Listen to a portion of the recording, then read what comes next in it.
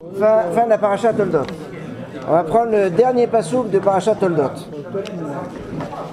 Pourquoi je vais vous faire le dernier pasouk de Parashat Toldot? Parce que il y a une raison. Parce que le dernier pasouk de Parashat Toldot nous relie directement à la Parashat Chayei Sarah. La semaine dernière, Parashat Chayei Sarah, il y avait la plus grosse partie de la paracha parlait de mariage. Ça parlait même de double mariage, puisqu'il y avait mariage de Yitzhak et après mariage d'Abraham quand même. C'est quand même. D'ailleurs, il y a une notion qui est assez intéressante, c'est que quand il y a des difficultés dans un mariage, ça montre qu'il y a la Kedusha. Quand Abraham se remarie après avec Ketorah à la fin, qu'il a comme ça 6 enfants qui arrivent tout seuls, le rabbi de Gour il dit c'est bizarre, quand Abraham il a eu Yitzhak à 100 ans, on a fait c'était à 100 ans, Ben Meachana, il valide, à 100 ans il va avoir encore un enfant, et là il a 140 ans, ou voire plus, et il se remarie, et puis il a 6 enfants, comme ça les uns derrière les autres, personne ne se pose de questions. Parce que quand il y a la Kedusha, il y a des choses qui bloquent, et il faut que toujours qu'il y ait. Quand il n'y a pas de Kedusha, tout fonctionne comme si il n'y a aucun souci, aucun problème. Alors que quand il y a la Kedusha, il faut des... Et c'est tout. Ouais. Ça c'est... Maintenant...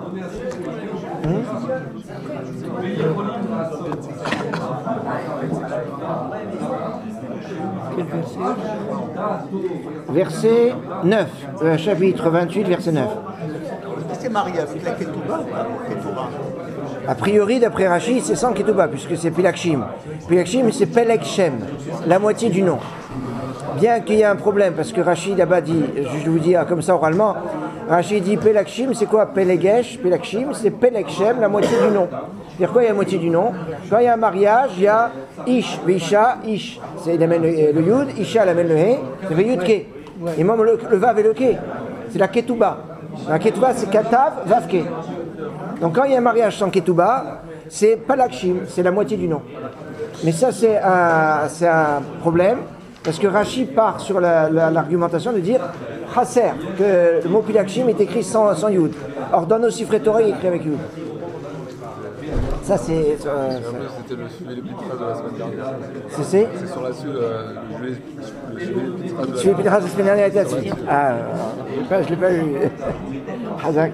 Alors maintenant, je reviens à Esav. Alors on nous dit que Vayeler Esav, donc dans la continuité des mariages la semaine dernière, mariage cette semaine, Vayeler Esav et Ishmael, Esav est allé chez Ishmael, Vaikar et Mahalat, il a pris Mahalat, bat Ishmael, Mahalat, la fille d'Ishmael, Ben Avram, le fils d'Avram, Ahot Nevayot, la sœur de Nevayot, Al-Nashav, sur ses femmes, Lolisha comme femme. D'accord? Donc ça veut dire que Esav s'est marié avec la fille d'Ishmael. Dans ce pasouk, il y a de nombreux problèmes. Pourquoi on nous dit que Nemachal bat Ishmael, point barre.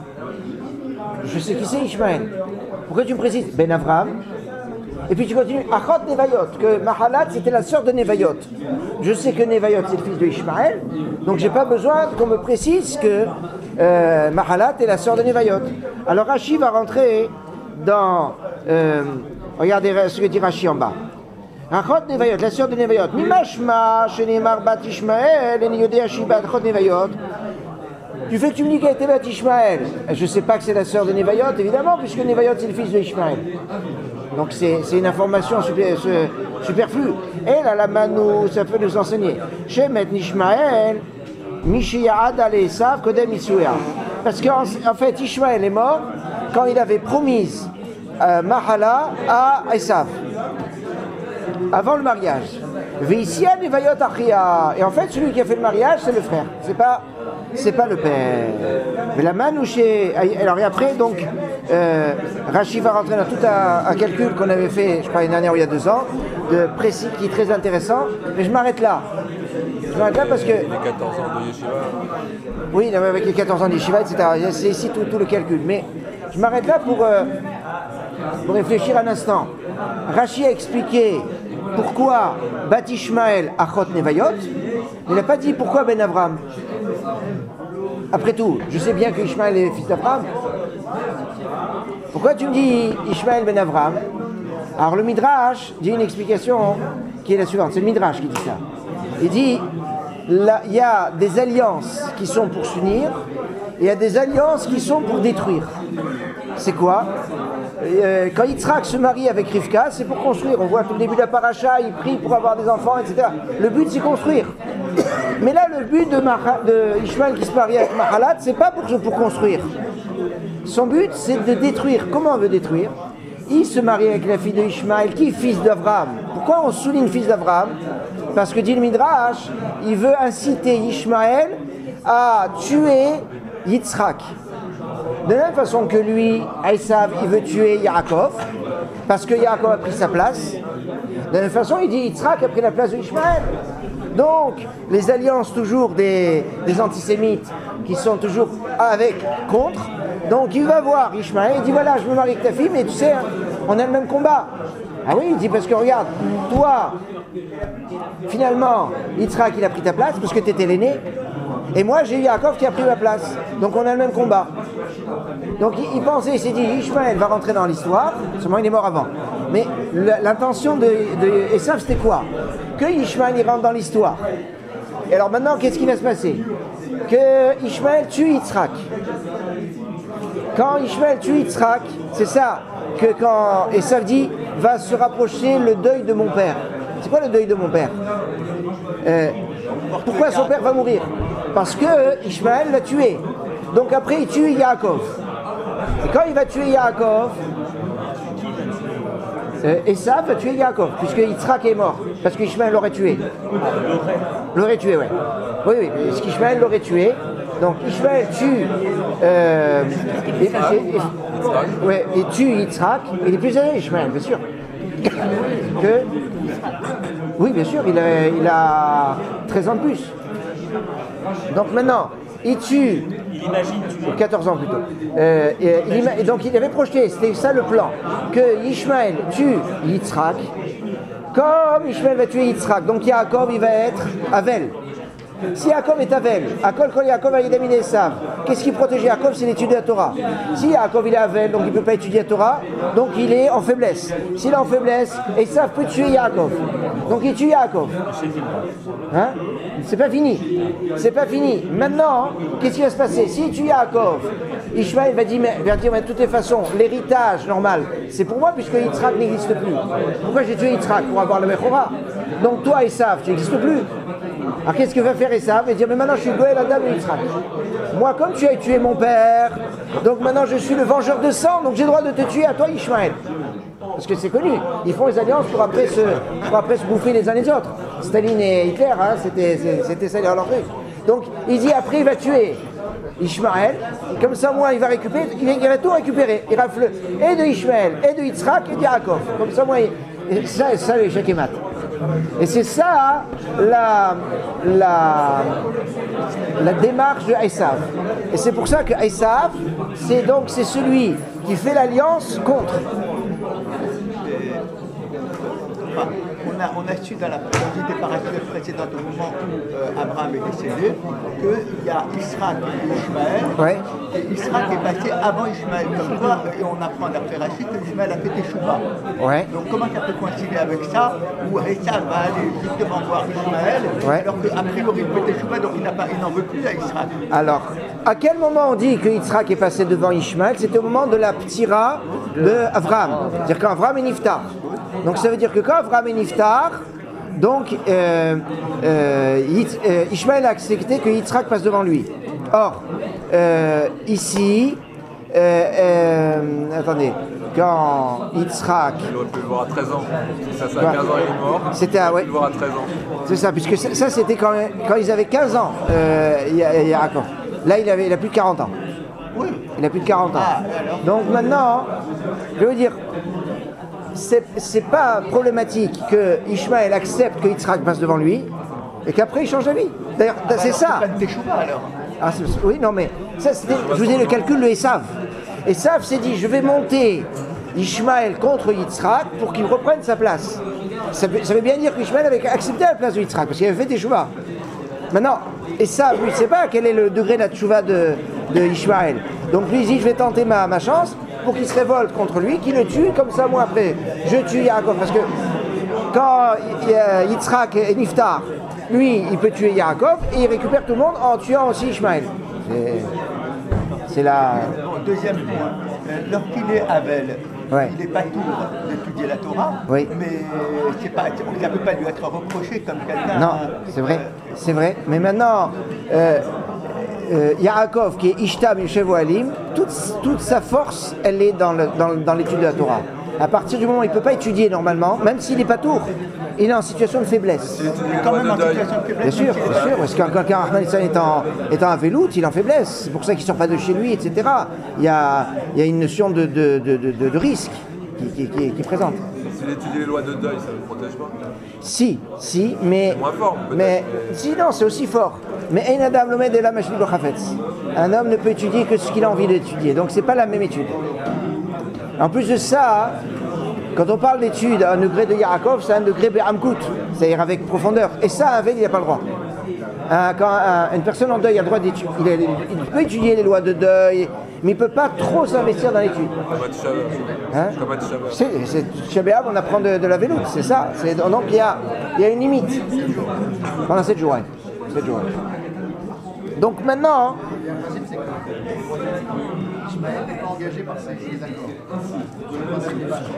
Ah, ça c'est connu, ça. Ça n'a pas changé. Donc maintenant que je vous ai expliqué ça, ça nous amène à réfléchir sur un autre aspect. Ça veut dire que du négatif, on apprend le positif. Du mariage de Esav, qui est un mariage qui a pour but de tout couper, de tout casser. Le but du mariage de Yaakov et de Yitzhak et de tous les Avot, c'est de construire. C'est pour ça que quand il y a un mariage, il y a une notion de lien. Le lien est quelque chose de fondamental. C'est pas seulement le lien entre Khatan et Kala, c'est une notion de lien entre les deux familles. Pourquoi? Parce qu'à partir du moment où vous avez un Khatan et Kala qui se marient, il y a des incidences par rapport à la famille parce qu'il y a des dynimes de harayot, des dynimes de mariage interdits qui se sont créés. À partir du moment, par exemple, quelqu'un se marie avec une femme, c'est comme ça que ça doit se passer, eh bien, il n'a plus le droit de se marier avec sa sœur, sa mère, sa fille. Donc il y a nécessairement un certain nombre d'incidences de famille. Donc finalement, le lien, c'est un lien qui va très très loin. C'est pour cela qu'il va avoir une relation qui existe entre le mariage et le tzitzit. Parce que le tzitzit, c'est le lien. Et il y a un livre qui s'appelle Ateret Moshe. L'Ateret Moshe, c'est un Rav qui était à Lvov, puis après qui était en Eretz Israël. Son Yartzai, c'était jeudi dernier. Et l'Ateret Moshe dit la chose suivante. Il dit qu'un mariage, c'est toute la construction du lien qui lie Khatan et Kala. C'est pour ça que c'est le seul moment où la Kala se trouve sous un talit. Chose que, bon, dans certaines communautés, on retrouve ça à d'autres moments, mais c'est pas Kedat Veka Halacha. Kedat Veka Halacha, le seul jour, c'est le jour du mariage. Et c'est bizarre, pourquoi sous talit? On a dit déjà il a choupa. Parce que ça, sous le talit, vous savez que je fais une petite précision, et là, comme ça, je fais teshuva sur les khatat neorai, mais les fautes de jeunesse, c'est que quand le khatan et la kala se mettent sous le talit tous les deux, ils doivent être que tous les deux. On fait des fois dans des mariages, et je le faisais avant, je me dis franchement, c'est pour ça que je fais amende honorable, je fais teshuva là. Oui, parce que comme il te fait le talit, il y a plus de monde. C'est ça, c'est qu'on a des fois tendance un petit peu en disant les khatan et kala ils vont se fatiguer à tenir.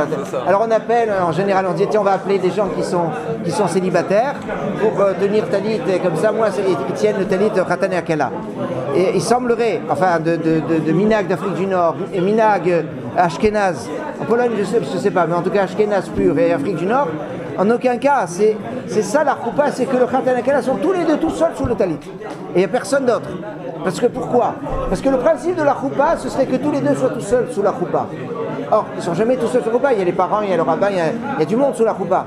s'ils étaient tout seuls sur la roupa, on n'aurait pas besoin de mettre des talit. Parce qu'il faut qu'ils aient un moment où ils sont recouverts tout seuls, tous les deux tout seuls. Et ça, pardon, le khatan, il tient le talit au-dessus de la tête de sa kala. Ah, si elle est nida, alors il tient un petit peu. Ça, mais je parle dans un cas où il n'y a pas de. Évidemment, c'est dans ces cas-là, mais c'est important, j'ai vu que, et on nous a reprécisé ça, que sous le talit, c'est que khatan et kala. Et pas de. Ça, parce que quand il y a tout le monde qui tient, il y a tout le monde. Sheva brachot. Sheva brachot. Oui, c'est Sheva brachot. En général, il transpire. Et alors donc. C'est parce que c'est ça, hein, ce qui est marqué dans Ruth, chapitre 3, verset 9. Ufarasta kenafecha la matecha, et tu étendras ton kenafecha, c'est-à-dire ton pan, et kenafecha al kanfe migdehem et de rotam, c'est vraiment le nom du tzitzit. Ufarasta, et tu étendras kenafecha la matecha, tu étendras ton talit sur ta servante, c'est le principe du tzitzit. Et donc, dans Kitetse, oui. il y a le verset sur les tzitzit, et juste après, il y a il est en mode avion. Et juste après, il y a le verset sur le mariage. Là. Oui, c'est ça, c'est tout à fait, c'est le Tashbetz qui ramène ça. Il y a plusieurs qui ramènent la juxtaposition qu'il y a entre des dilim ta'aselecha, tu te feras des franges, car isha, quand un homme va prendre une femme. Donc c'est de là d'ailleurs que les chassidim ne mettent pas talit jusqu'au mariage. Et c'est de là qu'il y a une tradition plus ashkenaz que sfarad que la kala offre talit au khatan. Tout ça c'est lié à ça. Mais lié à ça, le Ateret Moshe dit une chose assez intéressante, c'est qu'il dit que le mariage dans les tzitzit, c'est toute la relation avec les générations qui nous précèdent. Et il dit la chose suivante. On a rangé des petites choses. Mais il dit, notamment, qu'est-ce qu'il y a dans le tzitzit d'après, on le retrouve dans le rite ashkenaz, mais aussi d'après le Ben Ish Chai, c'est comme ça. C'est que le nombre de gidilim, c'est-à-dire de tours qu'il y a sur le tzitzit, c'est 7, 8, 11, 13. Alors, des fois, on se pose la question, c'est quoi 7, 8, 11, 13 Alors, il y a de nombreuses significations, et là, il nous en donne une qui est intéressante, qui est liée au mariage. Et on va commencer par le 13, puisque 7, 8, 11, 13, en tout, ça fait 39. C'est Hashem Echad. Hein, Tal, comme les Veten Echa Elohim, Tal Hashamaim, c'est ça la rosée du ciel. Tal, Talit. Hein, le Talit, c'est quoi? C'est la bracha du Tal. Hein, alors maintenant, donc c'est 7, 8, 11, 13. Pourquoi ce découpage? Alors on parle du 13, c'est les 13 attributs divins de miséricorde. Autrement dit, on voit que quand on fait les slichot, chez les Ashkenazim notamment, le chazan s'enveloppe dans un talit, mais en fait, l'origine c'est un midrash. On nous dit que quand Akadosh Baruch Hu a dit à Moshe, après la faute du veau d'or, je vais te montrer comment il faut faire pour arriver à la kapara, et il y a marqué, Akadosh Baruch Hu s'est enveloppé comme un chalier tzibour dans un talit, et il lui a enseigné les 13 attributs divins. Donc ça veut dire qu'il y a un lien entre le talit directement avec les 13 attributs divins de miséricorde. Les 13 attributs divins de miséricorde, fondamentalement, ce que l'on retrouve d'une façon très, très forte, c'est Rahou, Verhanoun, Erechapaim, Verafresel Vemet, Notseh Hesel Alafim. Il y a une grande notion de patience, de passer, de passer l'éponge, vraiment de midot tovot. C'est ça, c'est midot, ce serait midot. Les bases des midot, hein, ça passait l'éponge. Ouais, c'est oui. Et donc, pourquoi ça passe l'éponge? Pour effacer toutes les fautes. Et donc, toutes ces midot, c'est ce qui est fondamental dans un mariage. Parce que dans un mariage, s'il n'y a pas des midot tovot entre les futurs, nécessairement, il n'y a pas de... ça va être très difficile à construire. Ça se construit sur cette dimension du 13. C'est intéressant parce que si chacun a 13, alors c'est comme ça qu'il y a le Shem Hashem. 13 et 13, 26. Et donc, quand chacun met des 13 midot, nécessairement on arrive à Echad. Puisque le 13 c'est 13-26, mais quand les deux ensemble vont s'unir, ça fait Echad, c'est 13. Donc c'est pour ça qu'on est au 39 qui est Hachem Echad, qui est en fait la connexion de Hachem vers Echad. Et c'est ça qu'on dit que quand il y a un mariage, Veillou le Vassar Echad, ils deviennent une seule chair, et on dit le Vasser Echad, ils viennent proclamer l'unité de Dieu. Donc ça c'est le premier point. Le deuxième point c'est 11. 11 ça nous fait penser, alors le Ateret Moshe parle des 11 Kochavim. Bon, ça nous fait penser à l'histoire de Yosef. Alors pourquoi ça peut avoir une importance, cette histoire des 11 Kochavim dans l'histoire de Yosef? Parce que c'est tout le principe que la Teshuvah qui est acceptée. Quand il y a une notion de Teshuvah, c'est pas évident que la Teshuvah soit acceptée, parce que qui me dit que la Teshuvah sera acceptée? Or, Réhouven avait fait une faute. Et Réhouven ne savait pas si sa Teshuvah avait été acceptée. Quand Yosef va dire « J'ai vu que 11 étoiles se prosternaient devant moi, avec le soleil et la lune », Réhouven a dit « Tu m'as réhabilité ». Autrement dit, ma Teshuvah a été acceptée puisqu'on est 11. Et donc il n'a pas été exclu. C'est pour ça que Réhouven a sauvé Yosef et qui tenait à lui sauver la vie, parce qu'il a dit « Tu m'as sauvé la vie spirituelle ». Non, c'est 11. D'abord, Binyamin était né, déjà. Et en plus de ça, c'est 11. Et alors, il se procède devant qui? Si Binyamin n'est pas né et qu'il y a 11 qui se procèdent devant lui, c'est qui les 11? Et Binyamin est déjà né. Donc en fait, Binyamin est né, et c'est le 11 qui se prosterne. Et c'est très important parce que Yosef, quand il exige que Binyamin descende en Égypte, c'est parce qu'il veut que le rêve se réalise. Alors pourquoi il voulait que ce rêve se réalise? Parce qu'il voulait dire que c'est pas un rêve comme ça, c'était un rêve prophétique. Et c'était pas parce qu'il avait des désirs hégémoniques ou de trucs. Donc c'est 11, c'est cette notion de tchouva qui est acceptée. Mais c'est aussi une notion d'une avoda qui n'est pas forcément liée à une faute. C'est-à-dire, les 11, ça nous fait penser au Kétoret. C'est le classique du 11. Quand on dit 11, c'est quoi? C'est les Kétoret. Or, les Kétoret, c'est quoi? C'est une avoda qui se fait dans le Beth Amikdash, qui est le top des avodot, on le voit le jour de Kippour, et qui n'est pas lié à une faute. On ne fait pas la kétoret pour se faire pardonner d'une faute, à la différence des korbanot, quand on offre une bête. Et c'est pour ça que la kétoret, c'est une notion de lien. C'est pour ça qu'elle s'appelle Kétora aussi, la troisième femme d'Avraham. S'il y a Hagar, s'il y a Sarah Hagar, et troisième, c'est une marloquette. Est-ce que Kétora, c'est Hagar ou est-ce que c'est une autre? C'est pas évident. Rachid ramène une marloquette. En général, on dit tiens, c'est Hagar parce que c'est à Kétoret, mais c'est une marloquette, hein, une très grosse marloquette. Et quelque part, certains disent qu'en fait, c'était Kétora, c'était une autre femme que Hagar et qui était descendante de Yéphet. Et comme ça, Avraham, il a eu finalement une femme qui est descendante de Shem, Sarah, de Ham, Hagar, et de Yéphet à travers Kétora. Donc c'est pour ça Avraham, c'est le père de toute l'humanité. C'est pour ça que tout le monde peut se reconnaître dans Avraham. Et le père, et on ne dit pas que Sarah c'est la mère de l'humanité. Parce que c'est bizarre. On dit Avraham, alors Sarah c'est aussi la mère de l'humanité. Non, Sarah c'est la mère de tous les convertis. Mais pas de toute l'humanité. Alors qu'Avraham, ça peut être le père de toute l'humanité. D'ailleurs, il est reconnu par toute l'humanité. Ismaël ne vient pas d'elle. Alors Ismaël ne vient pas d'elle. Ismaël ne vient pas d'elle. Oui, exactement. Et le Bnei Kétora non plus. Alors donc, pour revenir, donc Kétora, c'est une notion de lien. Et donc c'est pour ça que dans les tzitzit, il y a encore donc le 11 qui va être le lien, la notion du lien. Et maintenant on continue. Alors maintenant, le 7 et le 8 c'est quoi? Pour comprendre le 7 et le 8, là je reprends dans les pas du Ateret Moshe, il dit, ça fait référence à un verset qui se trouve dans Micha. De temps en temps ça fait bien de dépoussiérer les livres des Névim, des prophètes qu'on lit peu. Dans Micha il y a marqué, c'est une vision à l'époque de la venue du Mashiach qui dit Vaya Ze Shalom Ashur.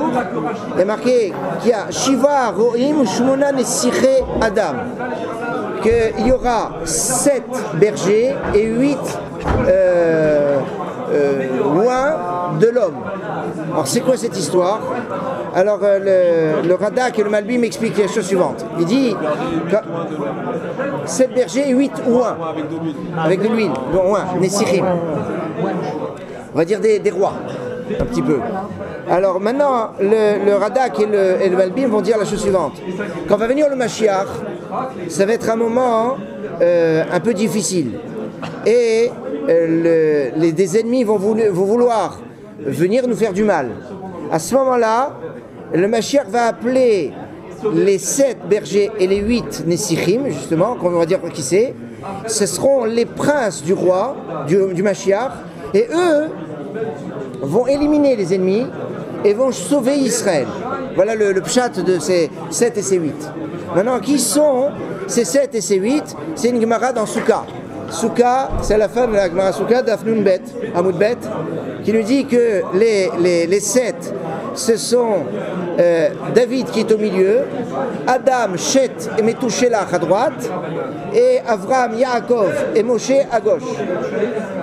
Alors, il manque Yitzhak. Alors regardez, donc juste pour qu'on resitue. Il y a David au milieu, Adam, Shet et Metouchelach à droite, et à gauche, Avraham, Yaakov et Moshe. Alors, si vous ne voyez pas tellement la logique de tout cela, rassurez-vous, Rashi Alamakom dit Eini Yodea Mechan Lamdu. Il dit je ne sais pas d'où on a pris ça, je ne sais pas. Donc, si Rashi l'a dit, moi je vais pas me hasarder à faire des choses. Surtout, il aurait pu rien dire. Non, il a dit je ne sais pas d'où ça vient, donc on ne va pas trop aller loin. Maintenant la question c'est il est où Yitzhak? Ça on peut poser la question. Et les Mefarshim ont posé la question, ils disent il est parti, où Yitzhak est parti? Il est parti chercher à ce moment-là ses enfants qui étaient au Gehinam. Ça c'est Yitzhak. Pourquoi? Parce que c'est fait la négociation, lui qui a aimé Esav et qui dit à Hachem, tu dois les aimer tes enfants, même les Rechaïm. Et si Hachem dit maintenant les Rechaïm, tu vois là, moi j'ai aimé Esav.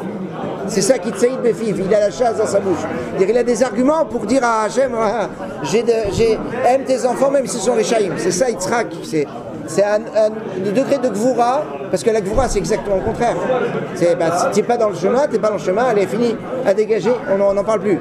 Et Yitzhak c'est la Gvoura qui a un tel poids qu'il va récupérer même les plus loin. Et donc c'est pour ça qu'il est parti rechercher ceux qui étaient dans le Guinam. Alors ça c'est les 7. Maintenant les 8 c'est qui? Alors la Gemara dit les 8 c'est Yishai, Shaoul, Shmuel, Amos, Tsephania, Tzidkiyahu, Mashiach et Eliyahu. Alors il y a notre Gersa qui dit à la place de Tzidkiyahu c'est Chizkiyahu, mais je pense pas que ça va trop vous gêner si on met l'un ou l'autre. Vous ne verrez pas trop mais en tout cas on voit ces 8. Pardon? Comment ils sont loin? Ils sont loin. Est-ce que les prophètes sont loin? Non, pas forcément. Alors pourquoi on les appelle Nessirim? Pas Meshirim, c'est Nessirim. Nessir, c'est plus une notion de prince. Hein. C'est pas quand je vous ai dit ouin, parce que il y a une notion de Nissour, comme d'élection particulière. Il y a aussi Rashi, c'est pas pourquoi cela. Là, j'ai pas vu Rashi, mais à mon avis, il n'a pas besoin de répéter, je sais pas pourquoi cela. En tout cas, c'est avec sa mère, ouais. Les Sirim, ouais. Et Sarah. Avec oui, Nassi. Ça peut se rejoindre. C'est pas la même chose, mais ça peut se rejoindre. Ça donne le Messire. Donc on a ces 8 Nessirim qui sont donc Ishaï, Shaoul, Shmuel, Amos, Stéphania, Tzidkiyahu, Mashiach et Eliyahu. Alors il y a un problème de savoir qui est en premier, Eliyahu ou Mashiach. Alors j'ai vu dans les Mefarshim, il dit si ça Achishena, si le temps du Mashiach vient avant l'heure qui est prévue, Mashiach vient avant Eliyahu. Et si c'est Be'aïta, alors Eliyahu arrive en premier et après Mashiach. Et donc finalement c'est quoi? Donc on a à travers le 7 et le 8, c'est quoi? C'est la perspective qui peut avoir jusqu'à la venue du Mashiach. Avec les 8 Nessirim, les 7 Ro'im, à l'époque du Mashiach. Ça veut dire quoi? Ça veut dire que quand il y a un mariage, c'est une union qui se fait sur la perspective des générations jusqu'à la venue du Mashiach. C'est ça la perspective. Alors, des fois, on est dans une société où des fois les gens disent bon, ils se marient pour combien de temps? C'est Rahman Islam. On est dans une société où il y a une mauvaise perception. Et Khazvi Khalila, quand il y a mariage, c'est Binyan Adéad. C'est quoi Adéad? C'est Adbiat Mishar, c'est Trinou. Et ça se voit à travers le talit. Et c'est pour ça que les temps sont talit sur la Kala, en disant voilà, quand les temps sont talit sur la Kala, qu'est-ce que la Kala elle a juste devant les yeux? C'est Tzitzit. Et donc elle voit les 13, 11, 8, 7 qui se trouvent là et qui permet de voir les midotes qui construisent le couple, les kétorettes du lien qu'il y a dans le couple et de ce lien qui va jusqu'à Biat Meshach. Ça c'était le Ateret Moshe qui donne ça. Ça rejoint l'acquisition de Marat Amorphela, parce que c'est Arkhuzat Olam, ouais. Et puis ça fait toute l'histoire de l'humanité, de Adam, enfin toute exact. Les ascendants. Et c'est pour ça que Sheva Nivneta Lifnit Sohan Mitzrayim, que Hebron a été construit 7 ans avant Sohan. Ça veut dire que ça, c'est une connexion en face qui va depuis le début jusqu'à la fin. Parce que faut pas oublier qu'avant la naissance, c'est prévu qui doit se marier qui. Donc c'est la. Donc ça c'était l'introduction de ce que je voulais vous faire sur la notion de mariage. Pardon?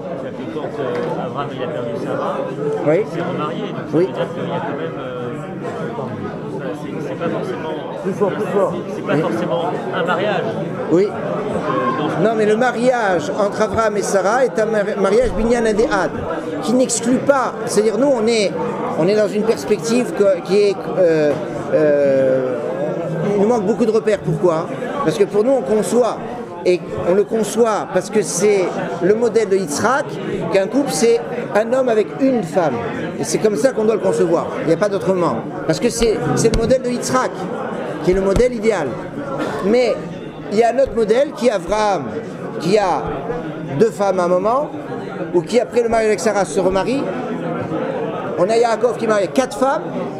Donc c'est pas le mariage de Yaakov avec ces 4 femmes n'exclut pas que c'est Binyan Adéad avec les 4. Vous voyez, dans notre perception aujourd'hui, on ne peut pas concevoir qu'une personne soit mariée avec 2 femmes. C'est pas. Ouais, enfin, logiquement, non. Une personne qui perd sa femme. Une personne qui perd sa femme. Une femme qui perd son mari, c'est. Alors, mais. Il doit se remarier. Bien sûr. Mais alors là, il y a une. Ouais. Alors il y avait ça dans le temps, mais juste là, à propos de ce qui évoque, c'est que si par exemple il y a eu veuvage, notamment veuvage, il y a remariage derrière, mais le deuxième mariage est plus compliqué que le premier. On dit dans la Gemara, caché Zivou Goshadam qui écrit à Tiamsouf, le mariage est aussi dur que le passage de la mer Rouge, qui crée à Tiamsouf, et la Gemara dit là-bas c'est Zivuk Sheni. Alors c'est quoi le pshat de Zivuk Sheni? Alors on peut dire que le pshat c'est ça, c'est-à-dire quand il y a eu un premier mariage, il y a eu veuvage ou divorce, et qu'il y a après un deuxième mariage, le deuxième mariage est plus dur que le premier. C'est caché qui crée à Tiamsouf. Alors plus dur c'est que. Des camps retranchés. À quelle période? Enfin, je sais pas. Plus dur, ça veut dire que la complexité du passage à la mer Rouge et qu'il y a des contradictions. Comment il peut avoir passage de la mer Rouge des enfants d'Israël alors qu'ils sont idolâtres et les Égyptiens sont aussi idolâtres et qu'on va engloutir les Égyptiens et qu'on n'engloutit pas les Hébreux? C'est dur, en ça c'est dur. Un deuxième mariage est dur parce qu'il y a toujours des contradictions qui disent comment tu vas faire quand une personne se remarie? Souvent on lui dit, t'as pas fait ça avec la première, avec la deuxième, il a autorisé ce qu'il n'a pas fait avec la première. Pour s'adapter, parce que pas forcément. Cachine, je veux pas arrêter à quoi s'arrête le cachet. C'est cachine, c'est marqué que c'est caché. Peut-être dans l'organisation du mariage, peut-être dans la gestion du mariage. Akadosh Baruch Hu mais avec Zivugim. Mais maintenant c'est quoi aussi Zivug Sheni? Vous savez qu'il y en a qui disent que Zivug Sheni, c'est pas un deuxième mariage. Ça peut être même le premier mariage. Le film à Assav. Parce que il y a, en général, il peut y avoir deux mazalot qui sont prévus pour une personne. Il y a un mazal qui est prévu parce que c'était annoncé au moment de sa naissance. Il y a un deuxième mazal qui peut être créé en fonction de ses actions, qui peut être soit en dessous, soit au-dessus. Ça ne veut pas dire que le Zivug Sheni est nécessairement moins bon que le Zivug Rishon. C'est quelque chose qui est complet. C'est pour ça que c'est caché.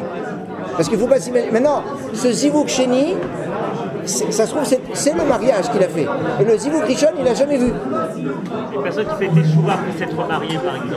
Une personne qui fait Teshuvah. Après s'être mariée, elle a augmenté son niveau. Ouais. Elle peut ne plus correspondre au premier mariage. Si sa femme n'a pas fait Teshuvah, et à ce moment-là, il va rechercher une personne qui... C'est vrai que cette problématique peut exister, mais le souhaitable dans ce cas-là est que la Teshuvah soit vécue dans le couple. Mais c'est vrai que si après il y a éclatement de la famille parce qu'il y a plus de possibilités. Moi, j'ai connu le cas d'une personne qui avait de gros soucis de Shalom Bayit liés aussi par rapport à la Torah, mais avec des choses graves. Et un Rav, je peux vous dire qui c'est Rav Pinto, donc qui est un Rav tout à fait qui a pignon sur rue et qui on peut faire confiance. Mais cette personne lui a sorti un talit et dit voilà ton talit pour ton mariage. Il était marié. Il a sorti un talit et dit voilà un talit pour ton prochain mariage. Donc ça voulait dire ce que ça voulait dire. Bon, je pense que c'est pas n'importe qui peut se permettre de dire ou de faire ce genre de choses, mais ça confirme ce que vous avez dit. Mais maintenant, c'est des choses à prendre avec beaucoup de prudence. Et attention, je ne suis pas en train de dire ou de justifier quoi que ce soit, hein, que les choses soient claires. C'est pas, faut pas aller. Mais maintenant, c'est vrai que tout le souci qui peut exister dans un couple, enfin un des soucis qui peut exister dans un couple, c'est l'évolution qui peut exister pour que ça soit toujours, ça se corresponde. C'est l'un des équilibres du Shalom Bayit, mais qui doit aussi fonctionner avec une progression. Il y en a qui, pour le Shalom Bayit, ils ne bougent pas au niveau de leur spiritualité. Et ça, c'est pas bon. Mais maintenant, c'est pas simple aussi d'évoluer ensemble. Des fois, il y a des caractères ou des situations. Le mari va au Beth Midrash et il est dans toute une atmosphère de chiour. Et la femme, elle s'occupe, en s'occupant des enfants, le travail, etc. Elle n'a pas la possibilité de se ressourcer comme ça. Donc c'est pas simple. Il faut aussi que le mari comprenne et que peut-être il y a des sacrifices que le mari doit comprendre pour dire tiens, il faut aussi que tu ailles à un chiour, alors ce jour-là c'est moi qui m'occupe des enfants, etc. Je le truc, et comme ça toi aussi tu peux l'étudier pour pouvoir aussi évoluer. Dire il faut qu'elle ait les outils. Si elle n'a pas les outils, nécessairement ça. Maintenant, ça existe aussi dans l'autre sens, des femmes qui font tchouva et des maris qui sont récalcitrants. Donc la chose c'est pas simple. Est-ce qu'on peut revenir sur après la Gemara, le premier mariage, c'est décidé le jour de... Avant, 40 jours avant la conception. 40 jours avant la conception, c'est au moment de... On dit pas de pluie. La fécondation. Non, 40 jours, parce qu'on considère qu'en fait... Ouais, d'accord. Ouais. Et ça, c'est pour le premier mariage. Le deuxième mariage, c'est si on a Non, mérite... Zivug, attendez, j'ai pas dit deuxième mariage. J'ai dit Zivug Sheni. Et justement, Zivug Sheni... Je vais traduire là-dessus. Non, Zivug Rishon, c'est assez... 40. Le deuxième... C'est en fonction du mérite. Voilà, mais j'ai pas dit deuxième mariage forcément. C'est pour ça que j'ai dit qu'il peut avoir un mariage et que le premier mariage et unique mariage que cette personne va avoir, c'est déjà le Zivug Sheni. Zivug, ça veut dire quoi? Alors Zivug, les avec, c'est se correspondre. La personne qui va correspondre à elle. Alors, parce que je réexplique. Au moment de la naissance, ou avant la naissance, c'est décider avec qui on doit correspondre. Ça, c'est un premier point. Maintenant, Zivug Sheni, c'est quoi? C'est un Zivug qui va être plus ou moins créé, qui va être provoqué par nos actions. Qui peut être cette même personne, mais qui va aussi évoluer. Ça peut exister que quelqu'un, par exemple, d'après sa naissance, il doit se marier avec une telle. Et c'est un certain niveau. Lui, maintenant, il va faire Teshuvah. Mais dans sa Teshuvah, il va essayer de s'engager. Et par exemple, il va s'occuper de Zikouy Arabim. Par exemple, il va aider dans des séminaires de Teshuvah. Et dans ce séminaire, la fille avec qui il devait se marier, qui était prévue à la base dans un zivouk, le premier zivouk qui était pas, où lui-même n'était pas religieux, elle aussi n'était pas religieuse. Mais comme lui s'est occupé du séminaire, elle va venir à ce séminaire où il s'est occupé de l'organiser. Et elle aussi va faire teshuva. Et donc pour les deux, c'est zivouk sheni, mais c'est la même personne. Ah, d'accord. Vous voyez, ça peut être. Donc maintenant, non, c'est le film à ça. C'est pas un deuxième mariage. C'est pas forcément un deuxième mariage. C'est pas forcément. Comme ça peut être. Comme ça peut l'être. C'est-à-dire, zivouk sheni, ça se comprend comme deuxième mariage, mais je voulais vous montrer que c'était pas évident. D'accord, mais ça peut ne pas l'être aussi. C'est-à-dire que si la fille, par exemple, lui, il est prévu au départ. Ouais. Maintenant, lui évolue et elle non. Ouais. Ça veut dire que ça va changer. Oui. Et il va avoir un deuxième zivouk qui va se présenter pour lui, en fonction de ses actions. Et dans un sens ou dans un autre. On va dire dans l'autre sens. C'est pas prédéterminé. Alors il y a du prédéterminé, et c'est ça la Bechira. Si tout est prédéterminé, alors bien que tout, c'est fini, on va lire le Coran et puis c'est tout. Alors, Inch'Allah. Donc il y a une notion de prédétermination et il y a une notion qui est le Fima Asaf. Maintenant, le Fima Asaf, ça peut rentrer dans la prédétermination et ça peut sortir et casser la prédétermination. On a toujours ça, on a toujours cette possibilité. Ce qui n'est pas facile. Hein. Vous n'avez pas parlé du libre arbitre avec ça. Et là, j'ai été, ouais, il ne faut pas trop, parce que sinon là, on est mais on le touche. Là, le problème, c'est assez compliqué, je ne dis pas. C'est pour ça que les mariages, ça occupe une grande partie de la Torah. Et c'est pour ça que j'ai commencé en étudiant le dernier passouk de notre paracha, qui parle d'un mariage qui est un non-mariage, de Esav, avec Mahala. On aurait pu, c'est a priori, Esav qui se marie avec Mahala, ça peut avoir toutes sortes d'interprétations. Maladie d'amour. Pardon ? Maladie d'amour. La maladie d'amour. Mahala, c'est la maladie. Mais pour ceux qui parlent arabe, Mahala, c'est quoi ? Mahla, qui est douce. Hein ? Mahla. Maintenant, la Gemara ne va pas dire comme ça. Elle va dire Mahala. Regardez comme le libre arbitre est toujours présent. Et c'est ça la puissance du mariage. C'est qu'il va être mahoul, il va être pardonné de ses fautes. C'est de là qu'on apprend qu'un khata, le jour de son mariage, il est pardonné de toutes ses fautes. De qui ? D'un mariage de folie. Esav avec la fille d'Ishmaël. Attendez, vous imaginez quel mariage ? Alors, ce mariage, le rabbin qui a fait la dracha, il a dit voilà, eh bien le marié, il est pardonné de toutes ses fautes. Mais attendez, on a Esav avec la fille d'Ishmaël. Il a gardé ses familles de l'âtre. Al-Nashav, en plus de ses femmes, et on a dit que le but de ce mariage, c'était pour monter Ishmaël contre Yitzhak, pour qu'il tue Yitzhak, pour qu'après lui puisse tuer Ishmaël. C'est... Pardon ?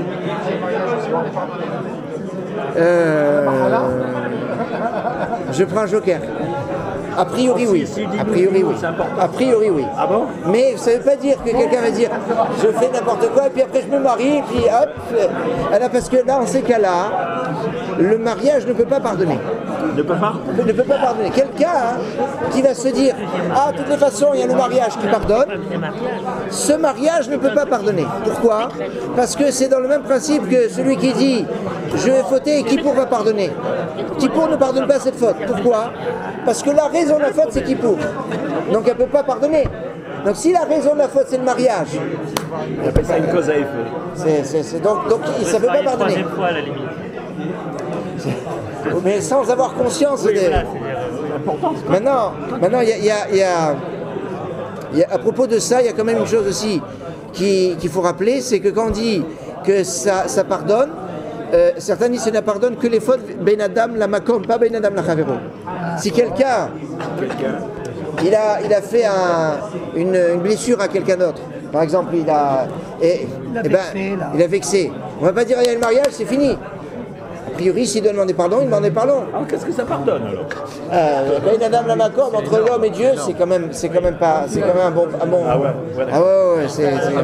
Maintenant, si c'est comme Kippour, ça ne pardonne même pas envers Hachem. Ça dépend, d'après Ben Azaï. D'après Ben Azaï, d'après le Rif, d'après Ben Azaï. Mais la halakha n'est pas comme Ben Azaï. Enfin bon. Donc voilà. Voilà quelques points. Il y a un exemple dans ce que vous dites, c'est qu'un homme qui devait se marier avec une femme, oui. qui ne se marie pas avec elle, qui prend une autre femme, oui. s'il ne peut pas avoir d'enfant, c'est parce qu'il doit demander pardon à sa première. Oui, oui. La première à qui il a pas fait. Il y a un comme ça, bien sûr. Ça pardonne pas tout.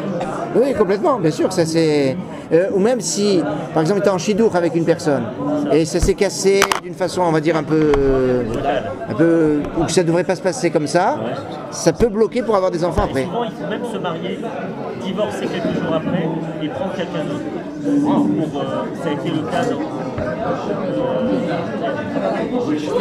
dans quelqu'un. Je ne me rappelle plus qui, mais dans la marin brésilienne, comme ça, dans lequel en fait la personne, le sadique, enfin l'homme s'est marié, ouais. Et il a divorcé quelques temps après, ouais. Parce qu'il ne pouvait pas annuler. Ah oui, c'était. Je me souviens plus. Je me souviens plus. Je me souviens plus. C'est possible, il y a des choses comme ça. Quand tu dis second mariage, ouais. Le couple n'est pas conscient de ça. Non. Alors, non. Vous décrétez que c'est le deuxième mariage. Non, j'ai pas décrété que c'est Zivouk Chéni. C'est pour ça que j'ai bien précisé que c'est pas le deuxième mariage. C'est pas. Et le couple, comment il va savoir que c'est le deuxième mariage? Ils n'ont pas besoin de savoir. De toute façon, techniquement, c'est comme dans un ordinateur. Quand il y a les mises à jour qui se font automatiquement et que les choses. Vous savez pas comment ça. Alors, que ce soit Zivouk Rishon, Zivouk Chéni, dans le couple, eux ils font leur travail et c'est tout. Que ce soit Zivouk Rishon, Zivouk Chéni, c'est pas nos calculs, ça c'est Rajbonais. Maintenant, là on est rentré dans les techniques de ce qu'il y a dans la profondeur. Mais le couple en lui-même, là on a joué aux informaticiens à comprendre comment fonctionne le programme. Mais celui qui est derrière l'ordinateur, il ne se rend pas compte forcément. Si c'est un informaticien, il peut savoir de quoi il s'agit, mais théoriquement, il n'a pas besoin. Il est sous Windows ou sous Mac, et puis il y va. C'est une voiture, hein. C'est pas ce que c'est.